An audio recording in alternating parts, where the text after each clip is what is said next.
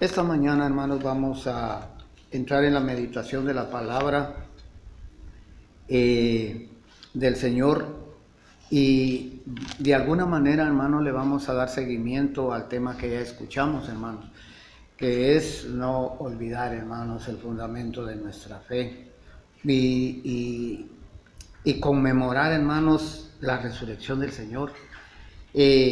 No específicamente ese es el tema, la resurrección. Me refiero, hermanos, que la última semana del Señor en este mundo, hablando de su vida terrenal, por eso digo la última semana de su vida terrenal. Él, hermanos, sufrió lo indecible por nosotros, pero démonos cuenta de esto, hermanos, que Él no concluyó con su obra ahí meramente en la cruz. La obra de redención, el perdón ahí concluyó, pero el trato que Él tenía para nosotros, hermanos, el plan de salvación, Él le dio seguimiento, porque acordémonos, hermanos, que después de su resurrección, Él no simplemente se manifestó a sus discípulos para demostrar que realmente había resucitado, porque leemos en la Sagrada Escritura, hermanos, que los romanos, los fariseos, los mismos judíos, hermanos, se dieron a la tarea en negar su resurrección, más los saduceos. Los saduceos no creen en la resurrección, ellos no creen. Entonces ellos fueron los que divulgaron, hermanos, que al Señor se lo habían robado, que su cadáver lo habían sacado, que los discípulos se lo habían llevado para inventar que el Señor había resucitado. Pero gracias al Señor, hermanos, que nosotros contamos con la Sagrada Escritura, que es la palabra de Dios y es la palabra que da fe, hermanos, del plan de salvación. Lo invito a que abra su Biblia en el Evangelio de Juan. Y vamos a estar en el capítulo 20, hermanos. Capítulo 20. Y vamos a leer del versículo 19 en adelante. Y dice de esta manera: cuando llegó la noche de aquel mismo día, el primero de la semana, estando las puertas cerradas en el lugar donde los discípulos estaban reunidos, por miedo de los judíos, vino Jesús y puesto en medio les dijo: paz a vosotros. Esa es la palabra clave esta semana, hermano. Paz a nosotros. Nos vamos a dar cuenta, hermanos. Sigamos leyendo el párrafo para tener una comprensión y ponerlo como plataforma, hermanos, para la meditación de la palabra. Y cuando les hubo dicho esto, les mostró las manos y el costado. Y los discípulos se regocijaron viendo al Señor. Entonces Jesús les dijo otra vez: paz a vosotros. Como me envió el Padre, así también yo os envío. Y habiendo dicho esto, sopló y les dijo: recibid el Espíritu Santo. A quienes remitieres los pecados, les son remitidos, y a quienes se los retuviereis, les son retenidos. Que el Señor bendiga su palabra. Esta mañana, hermanos, el propósito de la palabra del Señor, hermanos, es recalcar una y otra vez la esperanza de nuestra salvación, hermanos, que se fundamenta en la obra redentora de nuestro Señor Jesucristo, tal y como lo escuchamos en la primera lectura y la meditación de la palabra anteriormente. Hermanos, es vital, es importante que nosotros, recuerda ustedes el tema de hace 8, no perdamos la fe, hermanos, no perdamos la esperanza y jamás pongamos en tela de duda nuestra salvación, por ningún motivo, porque la salvación, hermanos, se fundamenta en los méritos del Señor Jesucristo. Y esta ocasión, hermanos, ya estando el Señor resucitado, sabemos, hermanos, lo que sucedió con Él en Él después de que resucitó, hermanos. Él salió de la tumba con un cuerpo totalmente distinto al que había ingresado. Él, hermanos, no tenía pecado, o sea, Él no necesitó de la transformación que necesitamos nosotros, hermanos, en la resurrección posterior que se dará en aquel día, cuando dice en Colosenses que los muertos en Cristo resucitarán primero. Este cuerpo, hermanos, con el que nosotros vamos a ir a la tumba, se va a quedar en la tumba. Este cuerpo con el que vamos a ir al sepulcro ya no va a surgir. Ese va a la tierra de donde fue tomado y ahí va a quedar en el olvido. Lo que va a surgir, hermanos, es un cuerpo totalmente restaurado, glorificado a la manera del Señor Jesucristo. Cuando el Señor Jesucristo fue a la tumba, Él, hermanos, nosotros lo sabemos por la Sagrada Escritura, que Él no conoció pecado. Pero sin pecado, dice, a diferencia de nosotros. Pero, ¿en qué salió diferente, hermanos, de la tumba? Mire lo que dice aquí, anotemos eso, para nuestro saber, para nuestro aprender. Cuando llegó la noche de aquel mismo día, el primero de la semana, ustedes saben que el Señor resucitó el día domingo. Dice que cuando las mujeres fueron a ver la tumba de Él, ¿para qué? Para como tal como se acostumbra hoy en día, hermanos. Cuando nosotros vamos a dejar a alguien al cementerio, lo vamos a ver ahí, hermanos, y cierto día para recordar, para hacer memoria, hermanos, de aquel ser querido que partió. Pero vamos a ver la tumba y con eso nos quedamos únicamente con ver la tumba. A eso mismo iban las mujeres, hermanos, porque ellas creían que Él ahí estaba en la tumba. ¿Por qué creían? Porque lo habían visto ser puesto ahí en ese lugar, hermanos. Pero dice la Escritura que Él ya no estaba ahí. ¿A quién buscáis?, le dijeron los ángeles. Él ya no está aquí. Él vive.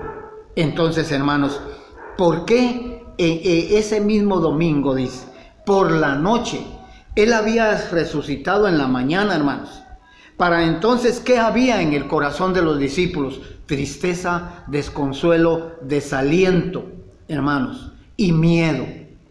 Fueron invadidos por el miedo, porque ellos creyeron que una vez muerto el Señor, todo había terminado. Las promesas del Señor no se habían dado, no se habían realizado, y ellos temían morir tal como Él había muerto. ¿Por qué? Porque, hermanos, los judíos estaban empecinados, hermanos, en exterminar el evangelio que ya había surgido para entonces. Pero dice aquí, hermanos, y ahí está la clave del fundamento de la paz que nosotros tenemos, hermanos. Porque el Señor, hermanos, ¿ya leyó usted aquel pasaje cuando aquellos dos varones iban camino de Emaús o hacia Emaús? Y el Señor Jesucristo se les presentó. Ahí Él ya había resucitado. Y se les presentó y les dijo: ¿qué pláticas son estas que vosotros tenéis? Y ellos lo vieron como a un extranjero. Y así pensaron que era un viajero. Porque le dijeron: eres tú el que no sabe lo que aquí acaba de suceder en Jerusalén.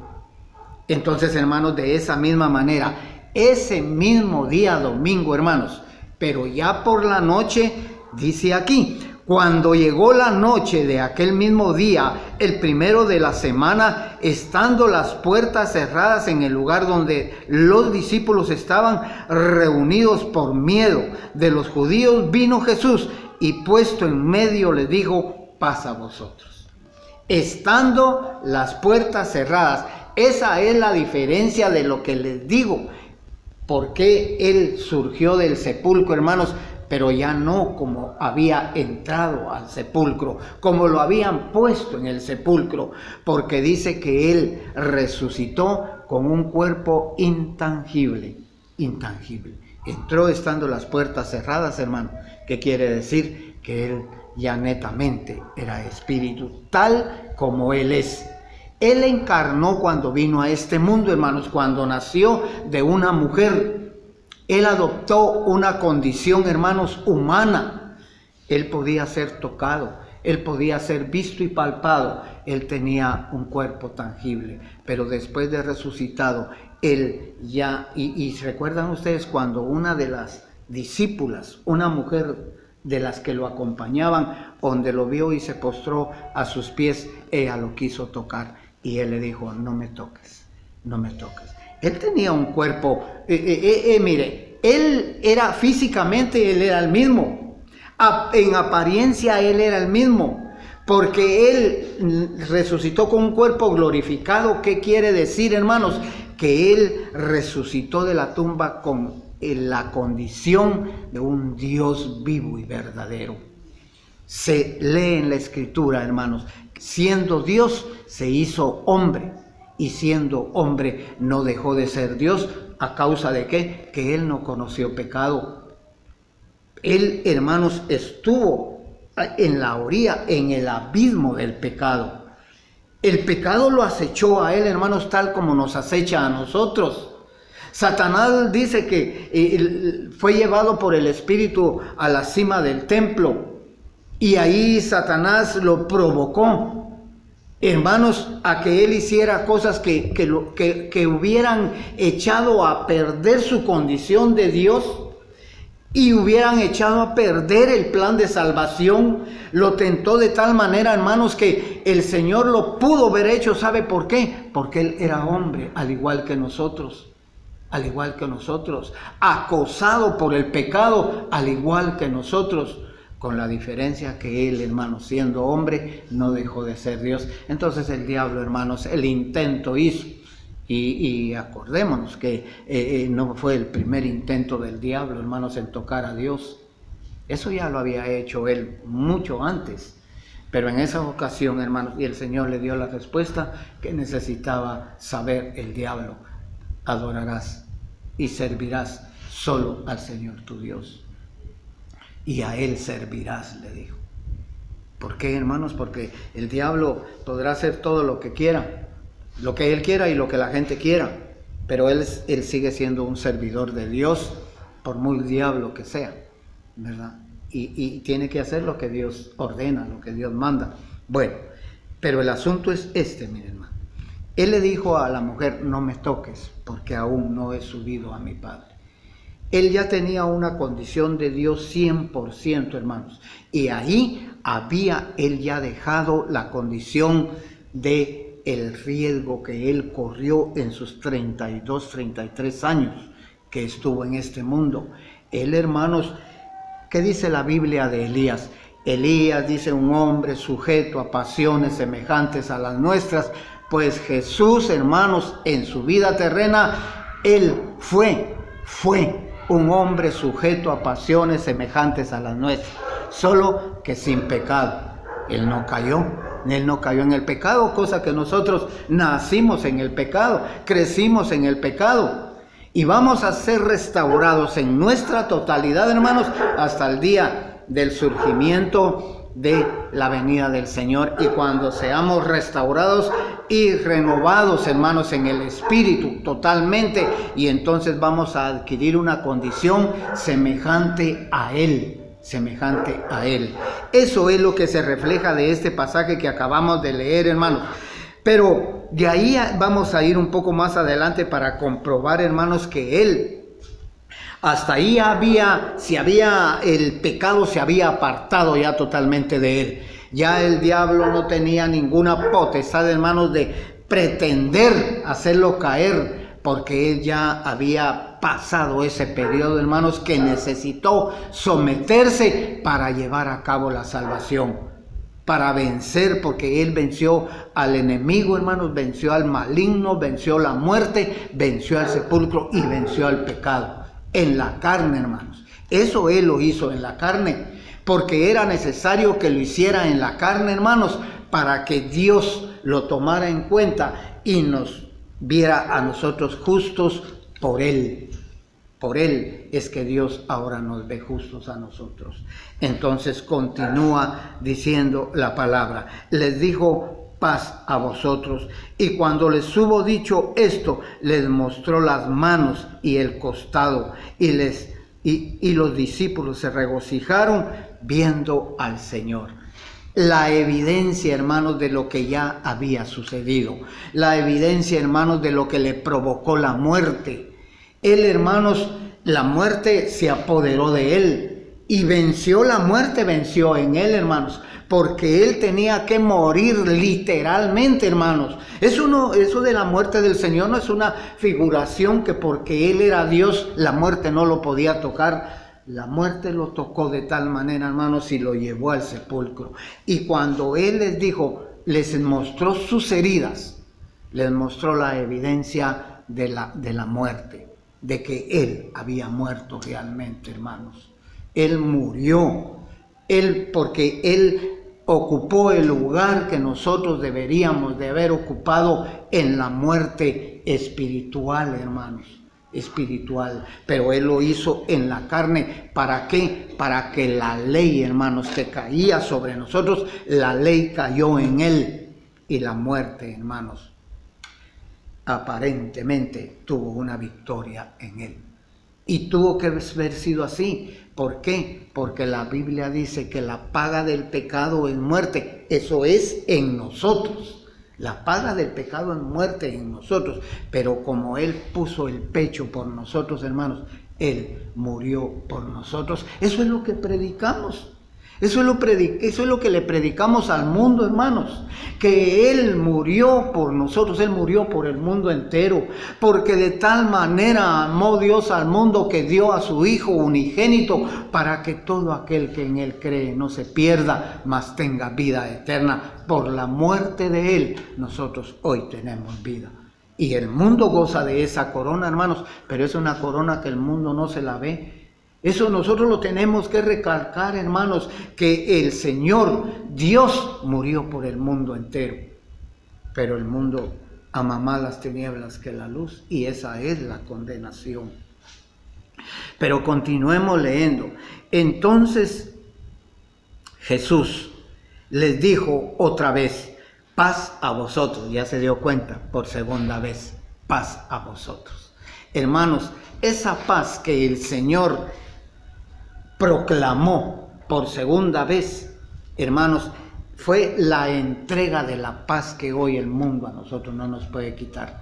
En el mundo tenemos aflicción, pero confiad, yo he vencido al mundo, dice él. Hermanos, en la palabra de él se fundamenta el hecho real, hermanos, de que nosotros a veces vivimos afligidos, hermanos, pero cuando meditamos en Él, en su persona, en su presencia, en su palabra, en nuestras vidas, nos invade una paz, hermanos, que nos despierta y nos hace ver la esperanza y el camino que llevamos, que no somos errantes en este mundo, hermanos.